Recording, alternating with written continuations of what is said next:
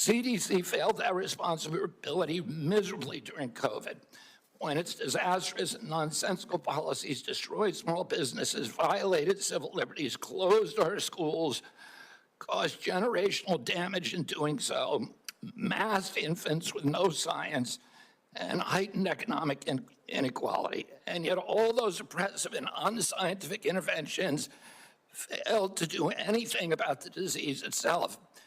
America is home to 4.2% of the world's population, yet we had nearly 20% of the COVID deaths.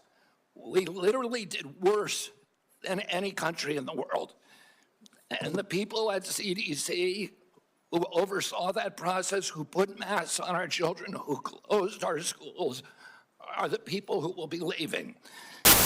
This morning, I got the latest numbers from CDC that 76.4% of Americans now have a chronic disease.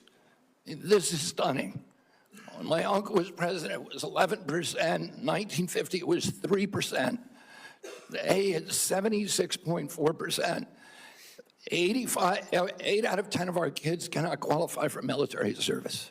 This is a national security issue. When my uncle was president, we spent 0 on chronic disease.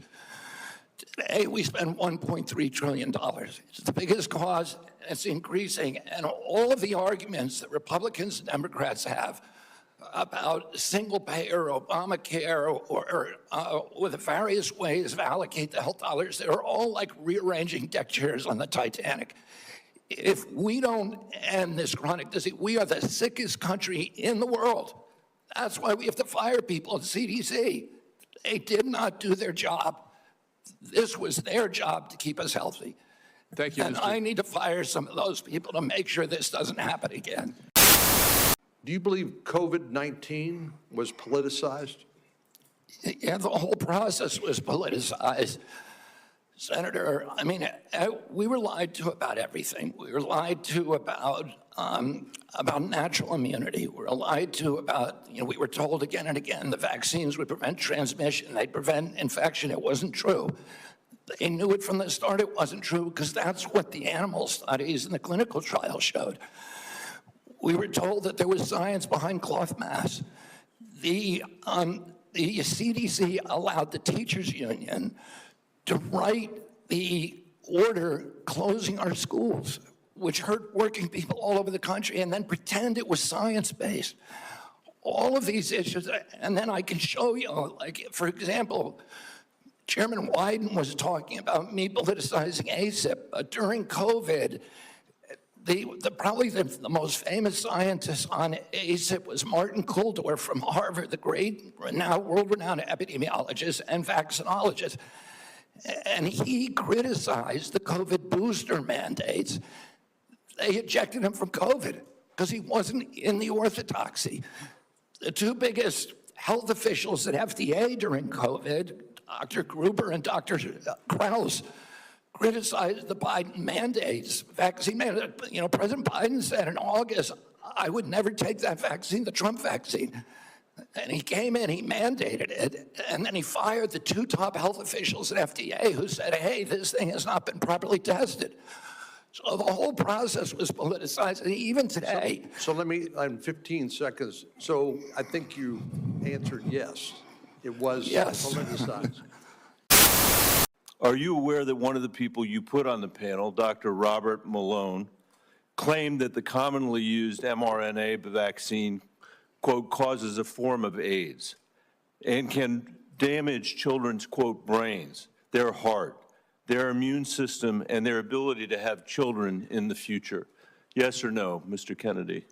And Dr. Malone is one of the inventors. Yes or no? Yes or no? Were you aware that he had that view when you appointed him to this panel? Dr. Malone is one of the inventors. As I said, Dr. Malone is one of the inventors of the mRNA vaccine, so he knows a lot more about it than I do. Mr. Chairman, that statement is not true that Dr. Malone made.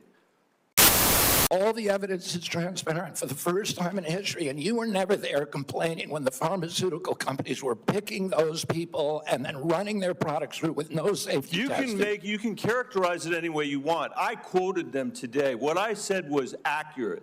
What you said were lies. You Are you describe saying, people Senator, moving the Titanic. Senator, are you chairs on saying the that the Titanic mRNA with- vaccine has never been associated with myocarditis or pericarditis in teenagers? I am simply. Is that what you're trying to tell us? I am simply trying to say that the people that you have put on that panel, after firing the entire. You're evading the question.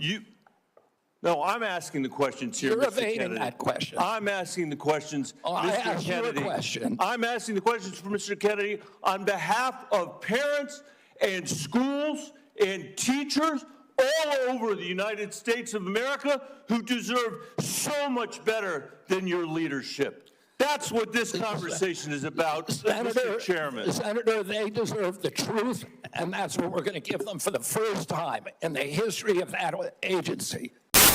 We're going to be holding a hearing next Tuesday on a study done by a high-integrity healthcare facility that shows, that actually looked at vaccinated versus unvaccinated, very high-quality study. I'm not going to steal the thunder of Aaron Seary, who's going to be testifying on this.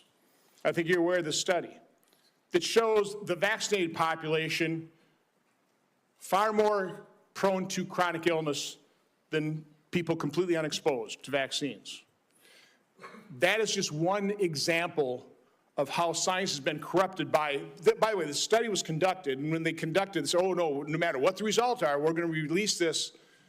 They got the results in 2000. It is yet to be released. We're going to enter that in the record on Tuesday. Behind me, yeah, I know it's going to be hard to see from there. I can barely read it. This is the current CDC recommendations for vaccines for children. On day number 1, they get their first jab, a hepatitis vaccine. By the time they're 18 months, they've had 18 jabs. By the time they get to be able to vote, they have 76 jabs. We don't understand the risk profile because vaccines are the only medical intervention, medical device, or pharmaceutical drug that are exempt from pre-licensing safety studies. And so there are 2 hepatitis vaccines, and one of them had a safety study that lasted for 4 days on 143 kids for a product that's going to be given to 76 million kids. Yeah. The risk profile prior to the introduction of the vaccine, the risk of a baby dying from hepatitis B was 1 in 7 million. That means you need to give 7 million hepatitis B vaccines to prevent 1 death